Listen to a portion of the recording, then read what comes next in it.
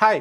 కేరళలో అధికారం చేపట్టి తమిళనాట ప్రభుత్వంలో భాగస్వామిగా మారి మంచి ఉత్సాహం మీదున్న కాంగ్రెస్ పార్టీ ఉత్తరప్రదేశ్ ఎన్నికలపై అప్పుడే ఫోకస్ పెట్టేసింది.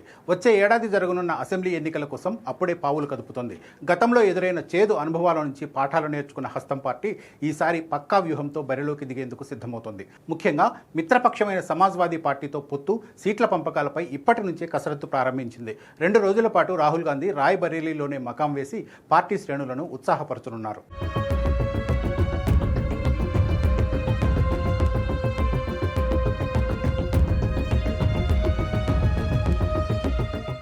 దేశ రాజకీయాలకు కేంద్ర బిందువైన ఉత్తరప్రదేశ్లో సత్తా చాటేందుకు కాంగ్రెస్ పార్టీ ప్రణాళికలు సిద్ధం చేస్తోంది.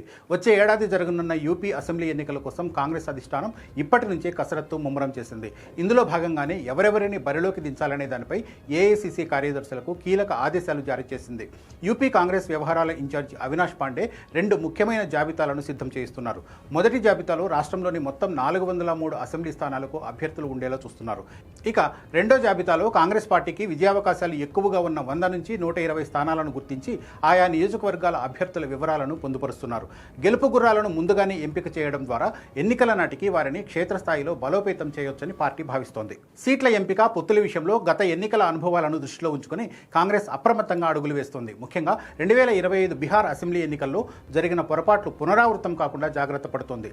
బీహార్లో సీట్ల పంపకాల్లో జరిగిన జాప్యం, ఇండియా కూటమి మిత్రపక్షాల మధ్య నెలకొన్న స్నేహపూర్వక పోటీలు పార్టీకి తీవ్ర నష్టం చేకూర్చాయని కాంగ్రెస్ అధిష్టానం భావిస్తోంది. అందుకే యూపీలోని 403 స్థానాలను పార్టీ అంతర్గతంగా 3 కేటగిరీలుగా వర్గీకరించింది. 100కు పైగా స్థానాలను హై పొటెన్షియల్ అంటే అధిక అవకాశాలు ఉన్నవిగా, మరో 200 స్థానాలను మార్జినల్గా, మిగిలిన 120 స్థానాలను బలహీనమైనవిగా గుర్తించింది.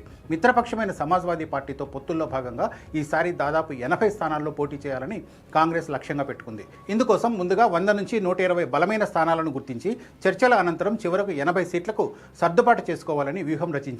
పొత్తుల విషయంలో స్థానిక నేతల ఒత్తిళ్లకు తలగ్గకుండా సరైన బ్యాలెన్స్ పాటించాలని కాంగ్రెస్ అధిష్టానం గట్టిగా నిర్ణయించుకుంది. 2022 ఎన్నికల్లో స్థానిక నేతల మాట విని ఒంటరిగా పోటీ చేయడం వల్ల కేవలం 2 సీట్లు 2.33% ఓట్లకే పరిమితమైన చేదు నిజాన్ని పార్టీ శ్రేణులు గుర్తు చేసుకుంటున్నాయి. అదే సమయంలో 2024 లోక్సభ ఎన్నికల్లో అఖిలేష్ యాదవ్ నేతృత్వంలోని సమాజ్వాదీ పార్టీతో పొత్తు పెట్టుకున్న అద్భుతమైన ఫలితాలను ఇచ్చిందని సీనియర్ నేతలు విశ్లేషిస్తున్నారు. ఈ పొత్తు వల్లే బీజేపీని జాతీయ స్థాయిలో 240 సీట్లకు పరిమితం చేయగలిగామని, ఆ సక్సెస్ ఫార్ములాను అసెంబ్లీ ఎన్నికల్లోనూ కొనసాగించాలని నిర్ణయించారు.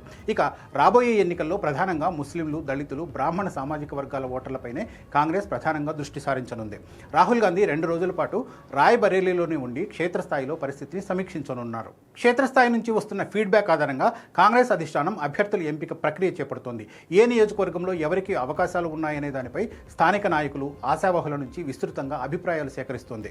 ముఖ్యంగా సామాజిక సమీకరణాలు అనుకూలించని సీట్లలో పోటీకి దూరంగా ఉండాలని, కేవలం గెలుపు అవకాశాలున్న నియోజకవర్గాలపైనే దృష్టి సారించాలని పార్టీ గట్టిగా భావిస్తోంది. పొత్తుల విషయంలో స్థానిక నాయకత్వానికి, అధిష్టానానికి మధ్య నెలకొన్న భిన్నాభిప్రాయాలను సమన్వయం చేసే పనిలో కాంగ్రెస్ పడింది. పొత్తు పెట్టుకుంటే పోటీ చేసే సీట్ల సంఖ్య తగ్గడంతో పాటు క్షేత్రస్థాయిలో స్థానిక నేతల ప్రభావం కూడా మసకబారుతుందనే ఆందోళన యూపీ కాంగ్రెస్ వర్గాల్లో కనిపిస్తోంది. అయితే 2024 లోక్సభ ఎన్నికల్లో ఎస్పీతో పొత్తు సత్ఫలితాలనిచ్చి బీజేపీని నిలువరించినందున ఆ విజయవంతమైన ఫార్ములాను ఇప్పుడు ఎందుకు చెడగొట్టుకోవాలని సీనియర్ నేతలు వాదిస్తున్నారు.